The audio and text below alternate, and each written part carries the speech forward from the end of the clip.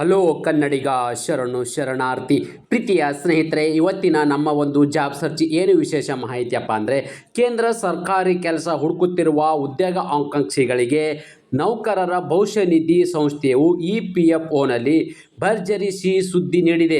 ಖಾಲಿ ಇರುವ ಹುದ್ದೆಗಳ ಭರ್ತಿಗೆ ಅರ್ಹ ಹಾಗೂ ಆಸಕ್ತ ಅಭ್ಯರ್ಥಿಗಳಿಂದ ಅರ್ಜಿಗಳನ್ನು ಆಹ್ವಾನಿಸಲಾಗಿದೆ.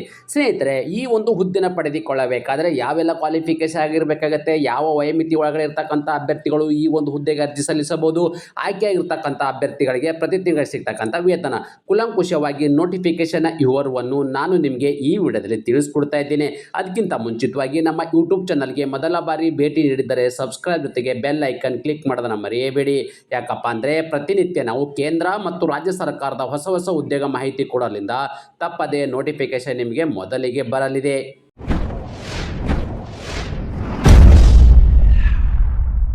ಸ್ನೇಹಿತರೆ, ಯಾವೆಲ್ಲ ಒಂದು ಹುದ್ದೆಗಳ ಅರ್ಜಿಗಳನ್ನು ಆಹ್ವಾನಿಸಲಾಗಿದೆ ಅಂತ ನಾವು ಹುದ್ದೆಗಳ ಒಂದು ಮಾಹಿತಿ ನೋಡ್ತಾ ಹೋಗೋದಾದರೆ ನೋಡಿ, ನೌಕರರ ಭವಿಷ್ಯ ನಿಧಿ ಅಂದರೆ EPF ಇಂದ ಒಂದು ಅಧಿಸೂಚನೆಯನ್ನು ಹೊರಡಿಸಲಾಗಿದ್ದು, ಮತ್ತು ಯಾವೆಲ್ಲ ಒಂದು ಹುದ್ದೆಗಳ ಅರ್ಜಿಗಳನ್ನು ಆಹ್ವಾನಿಸಿದ್ರೆ ಲೆಕ್ಕ ಪರಿಶೋಧಕ ಮತ್ತು ಸಹಾಯಕ ನಿರ್ದೇಶಕರಿರ್ತಕ್ಕಂಥ 2 ಥರದ ಹುದ್ದೆಗಳ ಅರ್ಜಿಗಳನ್ನು ಆಹ್ವಾನಿಸಲಾಗಿದ್ದು, ಒಟ್ಟು ಹುದ್ದೆಗಳ ಸಂಖ್ಯೆ ಎಷ್ಟು ಅಂದರೆ 74 ಹುದ್ದೆಗಳ ಅರ್ಜಿಗಳನ್ನು ಎಷ್ಟಿರ್ತಕ್ಕಂಥದ್ದು 74 ಹುದ್ದೆಗಳು.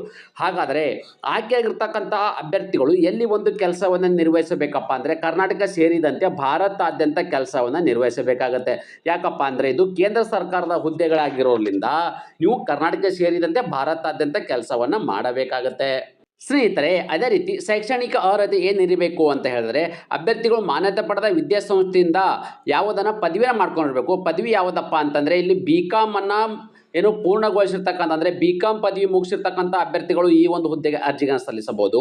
ವಯೋಮಿತಿ ನೋಡೋದಾದರೆ ಅಭ್ಯರ್ಥಿಗಳ ಗರಿಷ್ಠ ಇಲ್ಲಿ 56 ವರ್ಷದ ಒಳಗಡೆ ಇರತಕ್ಕಂಥ ಅಭ್ಯರ್ಥಿಗಳು ಈ ಒಂದು ಹುದ್ದೆಗೆ ಅರ್ಜಿಗಳನ್ನು ಸಲ್ಲಿಸಬಹುದಾಗಿದೆ.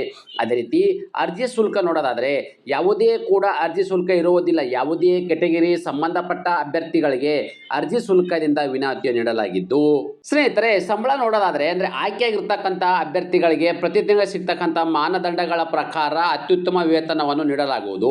ಅದೇ ರೀತಿ ಅರ್ಜಿ ಸಲ್ಲಿಸೋದು ಹೇಗೆಪ್ಪ ಅಂತಂದರೆ ಈ ಹುದ್ದೆಗೆ ಆನ್ಲೈನ್ ಮತ್ತು ಆಫ್ಲೈನ್ ಮೂಲಕ ಎರಡರಲ್ಲೂ ಅಪ್ಲಿಕೇಶನ್ ಲಭ್ಯವಿದ್ದು, ಸಲ್ಲಿಸುವ ಭರ್ತಿ ಮಾಡುವ ಅರ್ಜಿಯನ್ನು ಅಗತ್ಯ ದಾಖಲಾತಿಗಳೊಂದಿಗೆ ಕೆಳಗಿನ ವಿಳಾಸಕ್ಕೆ ಕಳಿಸ್ಕೊಡ್ಬೇಕಾಗತ್ತೆ. ನಾನು ನಿಮಗೆ ಇಲ್ಲಿ ಕೆಳಗಡೆ ಒಂದು ವಿಳಾಸನ ಹೇಳ್ತೀನಿ.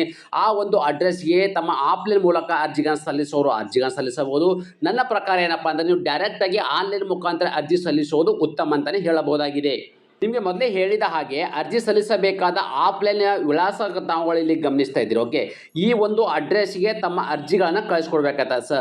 ಯಾವುದಪ್ಪ ಅಂದರೆ ಶ್ರೀ ವಿಕ್ರಮ್ ಸಿಂಗ್ ಪ್ರಾದೇಶಿಕ ಭವಿಷ್ಯ ನಿಧಿ ಆಯುಕ್ತರು ಮತ್ತು ನೇಮಕಾತಿ ವಿಭಾಗ, ಪ್ಲಾಟ್ A, ನೆಲ ಮಹಡಿ, ಬ್ಲಾಕ್ 2 ಪೂರ್ವ, ಕ್ಯುದ್ವಾಯಿ ನಗರ, ನವದೆಹಲಿ 110023 ಈ ಒಂದು ಅಡ್ರೆಸ್ಗೆ ತಮ್ಮ ಅರ್ಜಿಗಳನ್ನು ಕಳಿಸ್ಕೊಡ್ತಕ್ಕಂಥದ್ದು. ಸ್ನೇಹಿತರೆ, ಪ್ರಮುಖ ಇಲ್ಲಿ ಅರ್ಜಿಯ ದಿನಾಂಕಗಳ ಬಗ್ಗೆ ಮಾಹಿತಿ ನೋಡೋದು. ಅರ್ಜಿ ಸಲ್ಲಿಸಲು ಪ್ರಾರಂಭ ದಿನಾಂಕ 16/6/2026. ಅರ್ಜಿ ಸಲ್ಲಿಸಲು ಕೊನೆಯ ದಿನಾಂಕ 30 ಜುಲೈ 2026 ಕೊನೆಗೊಳ್ಳಲಿದೆ.